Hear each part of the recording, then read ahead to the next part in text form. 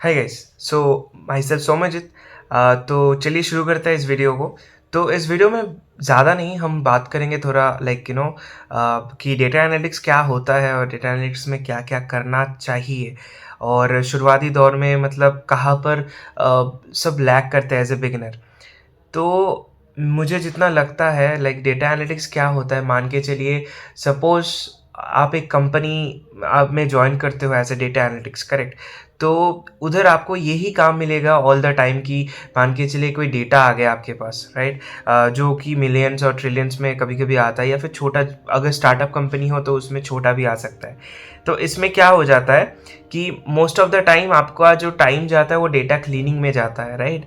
तो इसके वजह से आपको ऐसे टूल्स आने चाहिए जैसे एक्सेल हो गया, या फिर जितने भी हो गए वो सारे आना चाहिए, बहुत अच्छे से इस्तेमाल होना चाहिए, ताकि आगे वाले टाइम में जितने भी आपको प्रॉब्लम्स हो, या फिर जितने भी ईटीएल एक्टिविटीज़ हो। ईटीएल क्या होता है? अभी एक्सट्रैक्ट ट्रांसफ़र लोड। मान के चलिए आपके पास एक डेटा आ गया, ठीक है? उसमें आपको मतलब मल्टीपल फाइल्स है आपके फ़ोल्डर में, आपके लोकल ड्राइव में, मतलब आपके जो स्टोरेज होते हैं, कंप्यूटर, आपका जो लोकल कंप्यूटर है उसके अंदर जो स्टोरेज होता है, उस स्टोरेज में जितने भी फाइल्स होते हैं, वो सीएसवी हो गया या फिर जो एक्सेल हो गया, ठीक है? उसी फाइल्स को लेके अगर हम मतलब मान के चलिए अभी वो सारे जो फाइल्स है वो तो स्टैटिक हो गए, ठीक है? अब हमको कैसे पता चलेगा कि अगर उसकी जगह उसी फ़ोल्डर में और 5 तो फाइल या फिर 10 फाइल ज़्यादा आ गए, तो कैसे हम उसको करेंगे? तो वो जो कनेक्शन होता है वो पावर क्वेरी के थ्रू होता है, वो सब हम आगे ऑब्वियसली बात करेंगे, क्या रोड मैप होता है। बस मैं इतना ही आपको कहना के लिए चाहता हूँ, अगर आप डेटा में आते हो तो आपका मेन काम ये रहता है कि उससे क्या एसेंशियल चीज़ आप निकाल सकते हो, करेक्ट? कि मान के चलिए कि अगर वो एक जगह पे आपको इन्वेस्ट करना है, तो क्या-क्या चीज़ें, क्या-क्या मतलब क्या बोलते हैं, मैट्रिक्स होते हैं जिसको देख के आपको उसको डिसीजन देना है कि हाँ, इस पे मतलब हम काम किया जा सकता है। मान के चलिए अभी मैं एक एग्जांपल देता हूँ, मान के चलिए डोमिनोज हो गया। अब डोमिनोज उसका खुद का एक आउटलेट ओपन करेगा, अब उसको छानबीन करना है कि कहाँ ओपन कर सकता है, तो ऑब्वियसली वो जहाँ पर सबसे क्राउडेड एरिया होगा, जहाँ पर अभी मार्केट थोड़ा बूम है और सस्ते दाम में मिल सकता है, ये सारे जगह पे वो जाके आउटलेट ओपन करेंगे। तो ये जो चीज़ होता है, ये एक डेटा एनालिस्ट का डिसीजन होता है कि वो क्या-क्या चीज़ को पकड़ के ये चीज़ वो इम्प्लीमेंट करे, और उनके सीईओ या फिर जो हेड ऑफ द डिपार्टमेंट है उनको रिपोर्ट भेजे, ताकि वो लोग एक डिसीजन ले पाए कि हाँ, चलो ठीक है, ये इस बंदे में दम है, इसके जो प्रूफ है उसमें दम है। अब प्रूफ के बिना कुछ भी नहीं होता, क्योंकि आप कहीं पर भी जाओगे विदाउट प्रूफ आप नहीं कर सकते। तो इधर भी आपको प्रूफ बहुत करना आना होना चाहिए कि जो डेटा आप बता रहे हो, क्योंकि यू आर एनालिस्ट। आप उसमें क्या होता है कि जब जब भी आप कुछ बोलने के लिए कोशिश कर रहे हो या फिर कुछ बोल रहे हो, उसके बैक एंड में उसका प्रूफ होना चाहिए। और आपका प्रूफ क्या है? आपका डेटा। तो आपको ये ध्यान में रखना है कि डेटा फील्ड में आने के टाइम पे आपका कैलकुलेशंस और आपका जो प्रूफ करने का तरीका होता है और क्रिटिकल थिंकिंग होता है, बहुत अच्छा होना चाहिए। तो दैट इज़, और आगे हम बात करेंगे ऑब्वियसली कि क्या-क्या टूल्स आना चाहिए, और क्या-क्या चीज़ हमको इम्प्लीमेंट करना चाहिए। क्या मैंने सीखा मेरे 5 साल के एक्सपीरियंस में, हाँ, मैं भी एक डेटा एनालिस्ट हूँ, 5 साल से अभी काम कर रहा हूँ, तो मुझे भी थोड़ा बहुत नॉलेज है मार्केट के अनुसार कि क्या होना चाहिए और क्या गलती कर रहे हैं, क्या नहीं कर रहे, जो अदर यूट्यूबर्स आपको नहीं बता रहे कि कि सिर्फ सभी बता दे रहे कि पाइथन सीखना चाहिए, ये सीखना चाहिए, बट सिर्फ पाइथन सीखने से नहीं होता। क्या होता है मैं आगे अभी बात कर रहा हूँ। तो चलिए चलते हैं मेरी कंप्यूटर स्क्रीन पे।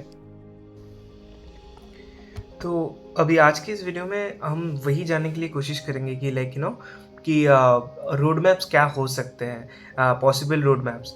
सो देखो, बेसिकली आपको तो बेसिकली यही सीखना पड़ेगा कि एक्सेल क्या होता है। लाइक जैसे हर कोई बताता है कि एक्सेल सीख लो, पावर बीआई सीख लो, और थोड़ा बहुत टैबलू सीख लो तो काम हो जाएगा। But at the reality industry में ऐसे काम नहीं होता है। एक्चुअली में इंडस्ट्री में ऐसे काम नहीं होता है। उसका मैं एग्जांपल आपको देता हूँ। आपका जो मोस्ट ऑफ द टाइम जाता है, हाँ मैं मानता हूँ एक्सेल में जाता है, बट एक्सेल से भी ज़्यादा इम्पॉर्टेंट जो चीज़ होता है वो आता है आपका एसक्यूएल का part. SQL is the very crucial thing. अगर आप कुछ भी कर लो, SQL is the very crucial thing जो आपको समझना है, क्योंकि अगर आप एसक्यूएल बहुत अच्छे से कर लो, आपका 50% ऑफ द टाइम आपका हो जाएगा। देखो, सीएसवी आपका आता है एक्सेल में, मैं मानता हूँ, और बहुत कुछ, जैसे मान के चलिए कोई भी कंटिन्यूअस डेटा आता है, वो एक्सेल में आता है, वो 100% मतलब अच्छा चीज़ है। But the thing is, reality में आपको जो कोई डेटाबेस देगा, वो आपको डेटाबेस मैनेज करने के लिए या फिर डेटाबेस हैंडल करने के लिए ही देगा। तो आपको ये श्योरिटी रखना है कि आपका जितना भी मोस्ट ऑफ द टाइम हो, आपका एसक्यूएल नॉलेज बहुत अच्छा हो। कैसे उसमें हम क्या क्या सीख सकते हैं, जैसे कि पोस्टग्री, हमारे पास देखो, अभी बहुत लोग कंफ्यूज हो जाएंगे कि माई एसक्यूएल क्या होता है और एसक्यूएल क्या होता है, करेक्ट। तो एसक्यूएल जो चीज़ होता है ना, वो एक लैंग्वेज होता है, और माई एसक्यूएल क्या हो जाता है, जैसे कि हम, आपने किसी ने वीएस कोड के बारे में सुना होगा, जहाँ पर हम जाके कोड लिखते हैं, कोड एडिटर होते हैं, करेक्ट। तो वो कोड एडिटर होता है हमारा माई एसक्यूएल, ठीक है, पोस्टग्री सीक्वल, एमएस सर्वर, या जिसको सीक्वल सर्वर बोलता है, या फिर ओरेकल एसक्यूएल। ये एक एक सॉफ्टवेयर्स हैं जो हमको एसक्यूएल लैंग्वेज लिखने के लिए वो एक कोड एडिटर प्रोवाइड करते हैं, जहाँ पर हम उनके तरीकों से एसक्यूएल लिख के देते हैं, ठीक है।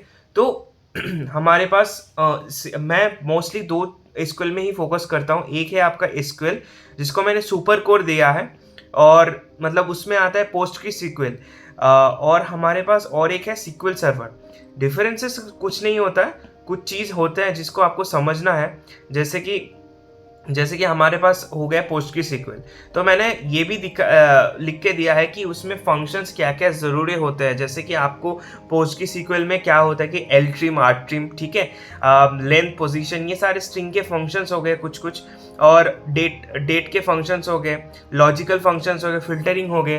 अगर आप थोड़ा बहुत एडवांस में जाना चाहते हो, मतलब जो आपको मतलब बहुत अच्छा एज ए डेटा एनालिस्ट बहुत अच्छा चीज़ होगा अगर आप ये भी जान लेते हो, इंडेक्सेस क्या होता है, व्यूज़ क्या होता है, ट्रिगर्स क्या होता है, ठीक है, रोल बैक क्या होता है, क्यूब क्या होता है, ये सारा कुछ अगर आप जान लेते हो तो बहुत अच्छा चीज़ हो जाता है।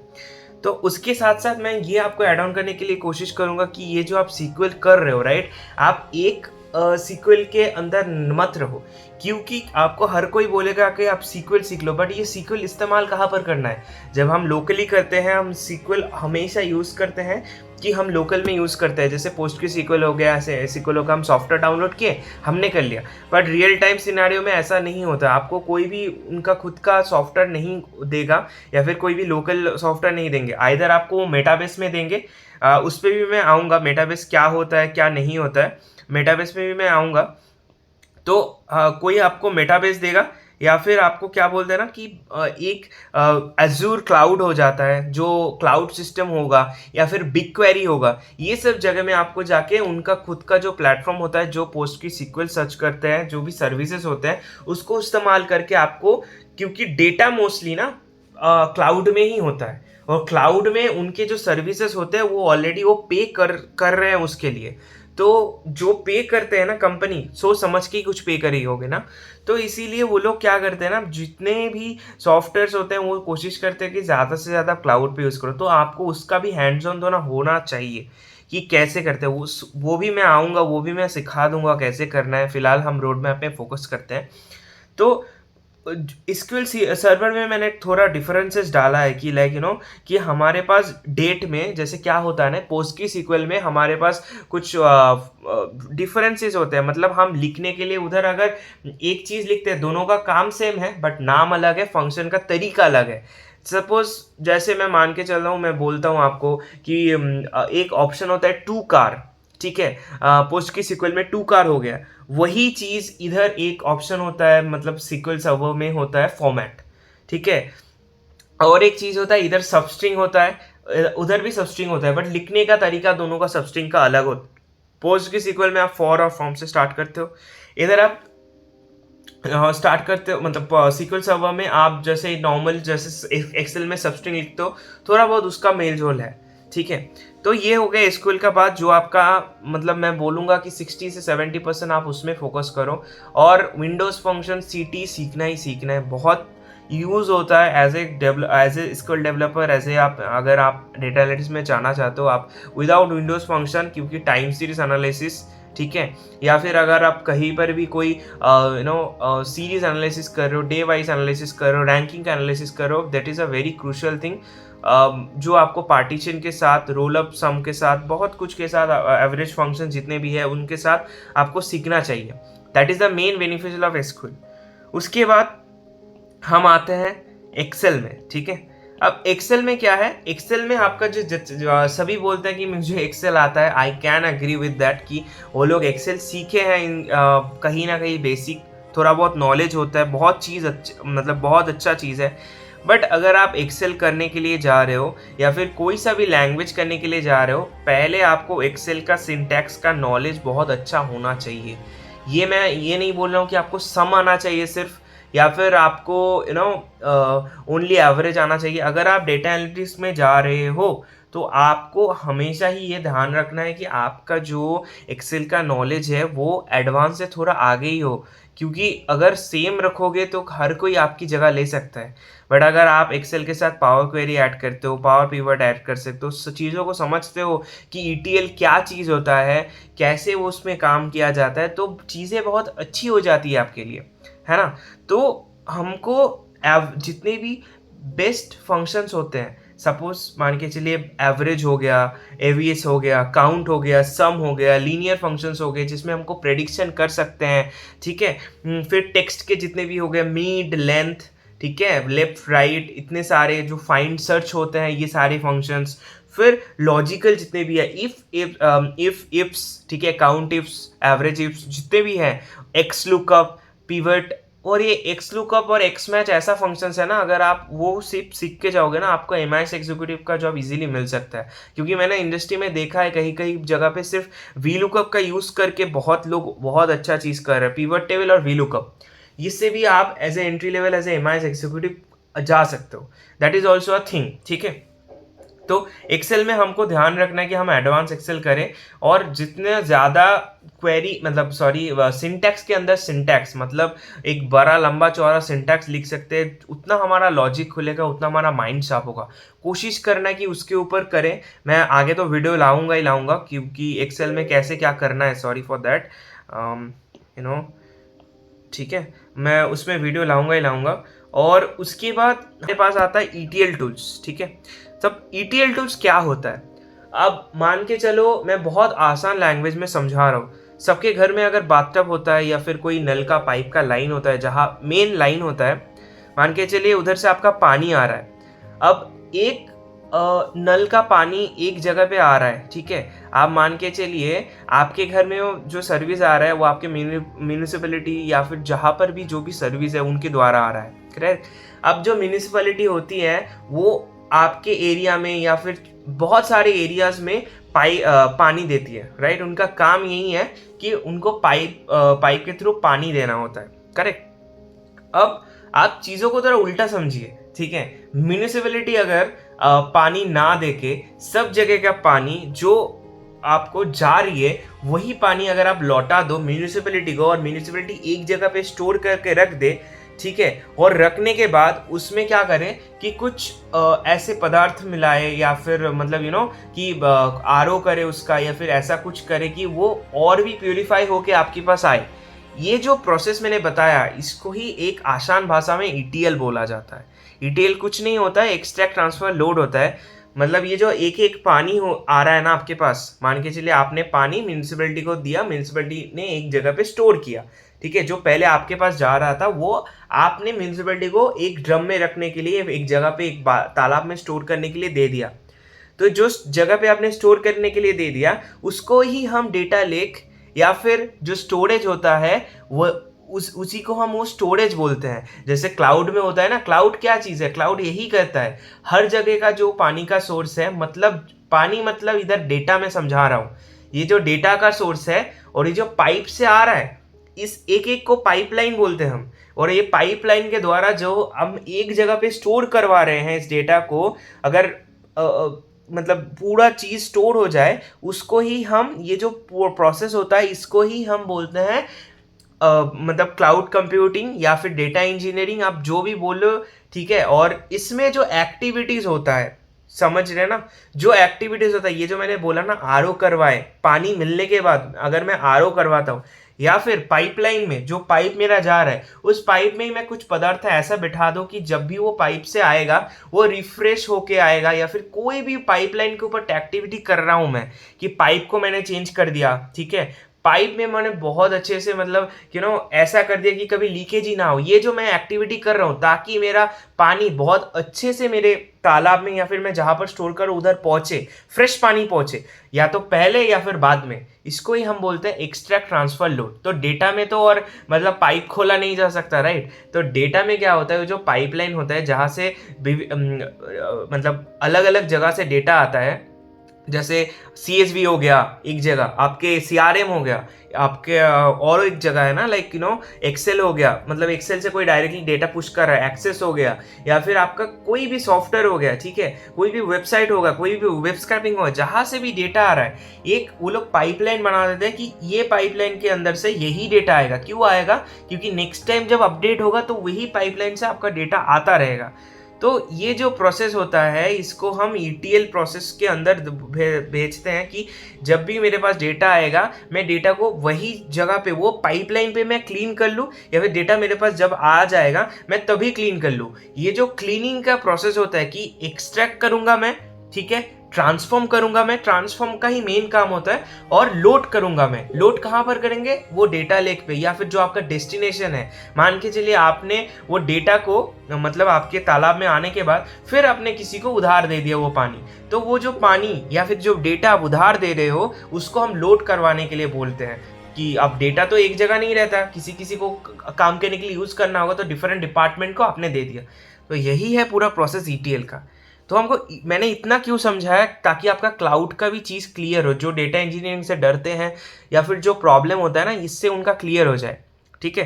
तो ETL का काम यही होता है। और ETL का जो चीज़ होता है, आप देखो, पावर क्वेरी से कर सकते हो, पावर पिवट से कर सकते हो। एक्सेल एक ऐसा टूल है जो अगर आप अच्छे से यूज़ करोगे, तो देखो एक्सेल का लिमिट कितना होता है, 10 लाख 48,576 समथिंग होता है, राइट। तो इससे ज़्यादा अगर आप कहीं पर भी डेटा अभी लोड करने के लिए जाते हो, आपको लगेगा कि डेटा तो इससे ज़्यादा लोड ही नहीं होता। But there is an catch, कि अगर आप पावर पिवट का यूज़ करते हो थ्रू पावर क्वेरी, तो आप इससे ज़्यादा 20 लाख डेटा, 30 लाख डेटा आप लोड कर सकते हो इजीली, और उसको आप पिवट में रिपोर्ट के द्वारा दिखा सकते हो। एक ही यही कैच है कि आप जो भी आपको करना है पावर पिवट में, क्योंकि वो डेटा ना जो 10 लाख के ऊपर जाता है वो पावर पिवट में लोड होता है, उसके लिए आपको डैक्स लैंग्वेज आना चाहिए। तो वो भी एक ETL का प्रोसेस है। मतलब जो चीज़ आप पावर BI में करते हो, एक्सेल में सेम चीज़ कर सकते हो, सिर्फ पावर BI थोड़ा रिपोर्टिंग में बहुत अच्छा है, यही चीज़ है, इससे ज़्यादा कुछ नहीं है। तो अगर आप पावर क्वेरी सीख लेते हो, प्लस पावर पिवट और एक्सेल एडवांस का आपका नॉलेज रहता है, तो आपका चीज़ बहुत स्मूथ होता है। ना आपको VBA के उतना नॉलेज की ज़रूरत है, क्योंकि इन दिनों VBA का कोड भी आप ChatGPT है, अगर आप जानते हो आप निकाल सकते हो, उतना मेजर नहीं है। आपका मेजर जो है वो आपका SQL और एक्सेल का ये पोर्शंस है, जो आपको हमेशा अच्छे से आना चाहिए। अब मैंने एक और चीज़ के लिए आपको बोला था, जिसका नाम है मेटाबेस। दैट इज़ वेरी क्रूशियल, जो दिन ब दिन बहुत बढ़ रहा है। इसको आपको बहुत अच्छे से करना है। मेटाबेस कुछ नहीं है, आपको सिर्फ UI को समझना है, बहुत आसान चीज़ है, कोई मुश्किल चीज़ नहीं है। अगर आप एक्सेल अच्छे से करते हो, एक्सेल में क्यों फर्स्ट से स्टार्ट करने के लिए बोलता हूँ, क्योंकि एक्सेल ऑलवेज रो कॉलम के वाइज होता है। तो अगर आपको रो कॉलम का नॉलेज बहुत अच्छे से हो गया, सिंटैक्स बहुत इजीली आपको प्राप्त हो गए या फिर ध्यान में आ गया, तो आप SQL सीखना बहुत मुश्किल चीज़ नहीं है, क्योंकि आप एक डेटा वाले बंदे हो। आपको हमेशा रो और कॉलम के हिसाब से सोचना चाहिए, कि एक चीज़ जब होता है वो कॉलम के हिसाब से होता है, रो के हिसाब से होता है। अगर आपने ये कर लिया, तो मतलब मैं ये बोल रहा हूँ कि एक्सेल भी अगर आप अच्छे से कर लेते हो, तो SQL भी बहुत अच्छे से आपका हो जाता है। दैट इज़ द वेरी ये इसमें कोई रॉकेट साइंस नहीं है, ये बहुत ईजी चीज़ है, आप भी कर सकते हो अगर आप कर रहे हो तो, राइट। तो मेटाबेस मैं सीखने के लिए ये क्यों बोल रहा हूँ कि मेटाबेस एक ऐसा सॉफ्टवेयर है जहाँ पर आप क्वेरी लिख के डायरेक्टली ही उधर आप विजुअलाइजेशन क्रिएट कर सकते हो, डैशबोर्ड बना सकते हो, और ये ओपन सोर्स है, ठीक है। अगर आप प्रोडक्शन लेवल में यूज़ करते हो तो वो पेड है क्लाउड लेवल में, बट अगर आप ओपन सोर्स खुद के सर्वर में, लोकल सर्वर में करते हो तो ये फ्री है। और कैसे होस्ट करना है, अगर आपको पोर्टफोलियो भी शेयर करना है, कैसे करना है वो भी मैं सिखा दूंगा, उसमें दिक्कत नहीं है। I will be come to that, ठीक है। तो अगर आप मेटाबेस में घुसने के लिए आपको एसक्यूएल बहुत अच्छे से होना चाहिए। तो पहले तो आप एक्सेल करोगे, ठीक है, उसके बाद आप ऑब्वियसली एसक्यूएल करोगे, ठीक है, उसके बाद आप मेटाबेस में आओगे तो आपका विजुअलाइजेशन, आपका ईटीएल एक्टिविटीज, आपका एक लैंग्वेज, तीनों आपका क्लियर हो गए। जो डेटा एनालिटिक्स के लिए कोर होता है वो। अब सेकंड और थर्ड या फोर्थ मैं जितना भी बोलूँ, मतलब जो भी क्लियर होने के बाद जो मेरे पास बचता है वो आपका होता है ये मैथमेटिक्स। मैं मैथमेटिक्स क्यों इंक्लूड कर रहा हूँ, कहीं कहीं पर देखा गया है, कोई भी कंपनीज अगर होते हैं, ठीक है, उसमें अगर आप एनरोल करने के लिए कोशिश करते हो, उसमें मैथ के लिए उनको आपको बोला जाता है। क्यों? क्योंकि आपको मतलब बहुत सारे फंक्शंस होते हैं, बहुत सारा कुछ होता है जो मैथ के द्वारा होता है। जैसे कोरिलेशंस हो गया, कोवेरिएंस हो गया, कोएफिशिएंट्स हो गए, ये सारे जो चीज़ होते हैं। जैसे डिफरेंट टाइप के टेस्ट हो गए, पी टेस्ट, टी टेस्ट, ची स्क्वायर टेस्ट। इससे क्या होता है, इससे हम अनुमान लगा सकते हैं, ठीक है, और इससे हम सैंपल या प्रोडक्शन पॉपुलेशन के द्वारा का जो वास्ट है, मतलब कितना वास्ट है वो चीज़, ठीक है, और कैसे डिस्ट्रीब्यूट हुआ है, उनका डिस्ट्रीब्यूशन कैसा है, स्टैंडर्ड डिविएशन कैसा जा रहा है, या फिर स्टैंडर्ड डिविएशन क्या होता है, ये सारा चीज़ आपको जो डिस्ट्रीब्यूशन का प्रोसेस है ये बहुत अच्छे से आपको समझ में आता है। या फिर एक चीज़ है कोरिलेशन में, कि कोरिलेशन से आप ये समझा सकते हो कि अगर जीरो के कितना करीब है, अगर जीरो के क्या मतलब वो करीब आता है तो आप दोनों कॉलम के अंदर कितना अच्छा रिलेशनशिप है, अगर एक बढ़ता है तो वो दूसरा कितना बढ़ेगा वो आप समझा सकते हो, ठीक है। स्टैंडर्ड डिविएशन में आप डिस्ट्रीब्यूशन कैलकुलेट करवा सकते हो, और मीन मीडियन मोड में आपका एवरेज वगैरह निकल जाता है। तो ये थोड़े थोड़े चीज़ आपको जानने की ज़रूरत होता है, क्यों, ताकि आपको आने वाले टाइम में अगर आप कभी भी मशीन लर्निंग में या फिर एमएल में कूदते हो तो आपको चीज़ का ज़रूरत नहीं। जैसे के मीन्स क्लस्टरिंग हो गया, नेव बायस हो गया, या फिर लीनियर रिग्रेशन, लॉजिस्टिक रिग्रेशन, ये सारे चीज़ों में ये सारे कॉन्सेप्ट्स के बहुत इस्तेमाल होता है। और मेनली जो टाइम सीरीज डेटा होता है उसमें एरिमा सेरिमा हो गया, ये सारे चीज़ भी आप स्किल के थ्रू कर सकते हो, बट बहुत लेंदी कोड होता है। इस कारण हम मैथमेटिक्स तो यूज़ करते हैं, और कोई कोई डाटा एनालिटिक्स या फिर कोई कोई कंपनी के अनुसार हम पाइथन भी यूज़ करते हैं। पाइथन का आप ये ध्यान में रखना, पाइथन का काम मेनली यही होता है कि उसमें टाइम से जो लाइब्रेरीज पाइथन में बनी हुई हैं वो इतनी अच्छी हैं कि उसको हम मतलब निगलेक्ट नहीं कर सकते। एक डेटा एनालिस्ट के लिए एक्चुअली मेन जो चीज़ होता है वो एसक्यूएल होता है, ठीक है। बट अब चीज़ें ऐसी हो गई ना कि हर चीज़ में अगर आप मतलब एक डैशबोर्ड बनाते हो, उसमें अगर आप प्रेडिक्शन भी ऐड करते हो तो दिखने में भी आसान रहता है। और जो बंदा काम कर रहा है, अगर उसको फ्यूचर का प्रेडिक्शन हो जाए कि तो वो उसका स्ट्रैटेजी चेंज करने में, एक्टिविटी चेंज करने में बहुत आसानी होती है। तो हमारे स्टेक होल्डर्स या फिर जो मैनेजमेंट, अपर मैनेजमेंट है, वो मांग करते हैं कभी कभी कि हमको प्रेडिक्शन के द्वारा चाहिए। तो नॉर्मल प्रेडिक्शन हो गया, लीनियर अगर लीनियर रिग्रेशन वगैरह यूज़ करना है, या फिर नॉर्मल स्मूथिंग यूज़ करना है, या फिर टाइम सीरीज का थोड़ा बहुत एनालिसिस हो गया, तो वो तो हम नॉर्मली एक स्कूल के थ्रू हो जाता है। बट अगर आपको थोड़ा एडवांस लेवल में जाना है या फिर ज़्यादा प्रेडिक्शन स्कोर अच्छे से निकालना है तो आपको ऑब्वियसली थोड़ा पाइथन आना चाहिए। बट वो उधर भी एक कैच है, अगर आप क्लाउड में बिगक्वेरी यूज़ कर लेते हो ना, तो बिगक्वेरी में बहुत एक अच्छा चीज़ है जिसको बोलते हैं बिगक्वेरी एमएल। आपको थोड़ा पाइथन मैथमेटिक्स का एंड एमएल का नॉलेज होना चाहिए, बहुत माइनर सा। सिर्फ थियोरेटिकल अगर आपको चलेगा तो चलेगा, बाकी अगर आपका एसक्यूएल बहुत अच्छा है तो आपका पूरा काम हो जाएगा। तो मेन जो खेला है वो मतलब मैं क्या ही बोलूँ, एसक्यूएल के ऊपर ही है। पाइथन तो एक एडिशनल चीज़ है, अगर आप ऐसे थोड़ा बहुत अगर आर्किटेक्चर लेवल पे जाना चाहते हो, फिर ऊपर जाना चाहते हो, तो आप पाइथन थोड़ा कर सकते हो, वो बाद में आता है। और इसके बाद और एक चीज़ आता है जिसको बोलते हैं पावर बीआई। अब पावर बीआई या फिर टैबलू जो भी आप बोल लो, या फिर कहीं पे पर लुका स्टूडियो भी यूज़ होता है। तो ये सारे टूल्स आप एसेंशियल है, बट ये सारे लास्ट में आते हैं, क्योंकि अभी देखा गया है कि पावर बी एनालिस्ट करके या फिर पावर बी डेवलपर करके एक अलग रोल आ रहा है जिनका मेन फोकस पावर बी में होता है। तो मैं ऐसा नहीं बोल रहा हूँ कि पावर बी आपको सीखना नहीं है, आपको ऑब्वियसली डैक्स करना है, लैंग्वेज करना है, पावर क्वेरी जो जैसा एक्सेल में किया वही करना है। तो मैं इसीलिए मैंने पहले एक्सेल में फोकस डाल दिया कि पावर बी में अब जब आओगे आप ऑलरेडी वो सब सीख चुके होगे, तो सिर्फ पावर बी में आके सिर्फ आपको फैक्ट टेबल, डायमेंशन टेबल का जो जो कनेक्शन है वो कनेक्शन आप बनाओ, आप सब चार्ट्स वगैरह क्रिएट करो, आप डायग्राम वगैरह क्रिएट करो, आपका चीज़ काम आसान हो जाएगा और आप देन रिपोर्टिंग वगैरह कर सकते हो। और उधर वो थोड़े थोड़े चीज़ें होते हैं RLS, क्योंकि वो रो लेवल सिक्योरिटी वगैरह होता है, वो थोड़ा बहुत सीखना है, बस उतना ही होता है ताकि आपका पहले ही चीज़ बहुत आसान हो जाए। और लास्ट में मैं यही बोलूँगा कि आपको थोड़ा सा CRM का नॉलेज होना चाहिए। CRM क्या होता है, हमारे पास बहुत CRMs होते हैं, जैसे ज़ोहो हो गया, सेल्सफोर्स हो गया। अब चीज़ है ये कहाँ से सीखे, तो सीखने के लिए ऑब्वियसली आपको इंडस्ट्री में कूदना पड़ेगा, क्योंकि इनके जो सब्सक्रिप्शन चार्जेस होते हैं बहुत हाई होते हैं। या तो आप ट्रायल में कोशिश कर सकते हो, बट ट्रायल में इम्प्लीमेंटेशन का उतना पता नहीं चलेगा। अगर आप कोई भी कंपनी में एज ए MIS एग्जीक्यूटिव भी ज्वाइन करते हो तो आपका चीज़ें बहुत आपको समझने लगती है। तो फंडा तो यही है कि अगर जब तक आप नहीं काम शुरू करोगे आपका काम इजी नहीं होगा, है ना। तो आपको तो एक्सेल से स्टार्ट करना है, और मैं यही बोलूँगा एक्सेल करने के बाद आप कोई भी अच्छी कंपनी में ज्वाइन कर लो एज ए MIS एग्जीक्यूटिव या फिर जो भी MS एनालिस्ट मिल रहा है। देखो MIS एग्जीक्यूटिव या MS एनालिस्ट ऐसा नहीं है कि आप अगर हो जाओगे तो डेटा एनालिस्ट नहीं बन सकते हो।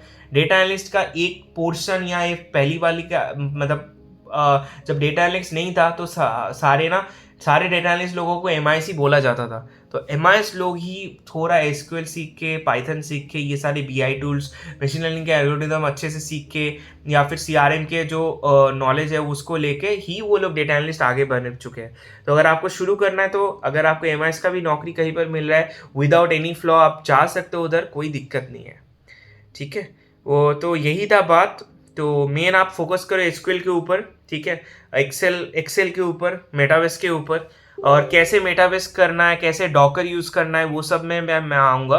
आप चिंता मत करो, अभी जो वीडियोस होंगे वो कंटिन्यूअसली होंगे, मैं कोशिश करूँगा हर रोज़ डालने के लिए। तो आशा करता हूँ आप लोग ये इसको प्रैक्टिस करेंगे, इसको देखेंगे एक बार, और कोशिश करूँगा शुरू करेंगे, और definitely I am also helping you in this thing. तो ताकि आप लोगों का भी जितना भी प्रॉब्लम हो रहा है या फिर आएगा तो उसको सॉर्ट आउट कर सकूं मैं। एक्सेल मैं आने वाले दिनों में एक्सेल के कोर्सेज, पावर BI के कोर्सेज, जितने भी कोर्सेज हैं मैं वो कोशिश करूंगा लाने के लिए। धन्यवाद, थैंक यू।